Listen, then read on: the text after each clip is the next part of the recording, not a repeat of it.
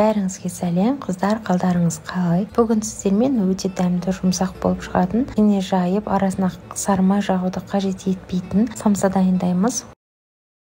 Бізге ең алдымен ұнға сармайымызды салып, жақсылап екеуі басы біріккенге дейін қолдың күшімен екеуін ұнтақтап араластыру керек. Ұн мен сармай жақсы араласқаннан кейін 2 жұмыртқаның ағын және 1 сарысын салып, 1 сарысын бөлек жаққа алып қоямыз.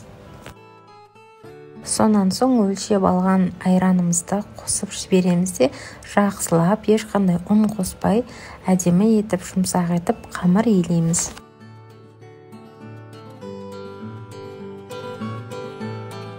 Иленгеннен кейін жарты сағат кемінде тоңазытқышқа қойып қоясыздар. Ал бұл аралықта самсаның ішіне салатын салмасын дайындап тұрсаңыздар болады.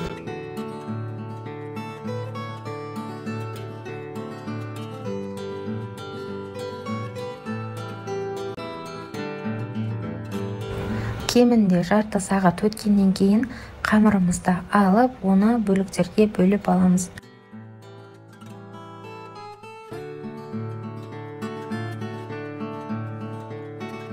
Ешқандай оқтау пайдаланбасаңыз да болады, өйткені бұл қамырымыз өте жұмсақ әрі жаюға ыңғайлы қамыр.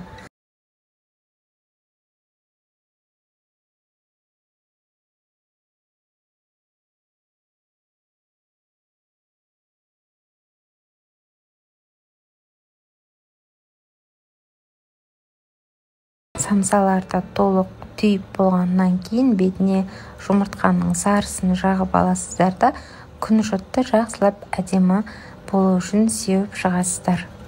Бәрін дайындап болғаннан кейін 200 градуста 25-30 минут көлемінде самсаңызды пісіріп аласыз. Қыздар, видео ұнаған болса, видеоға лайк басып, комментарий жазуды ұмытпаңыздар.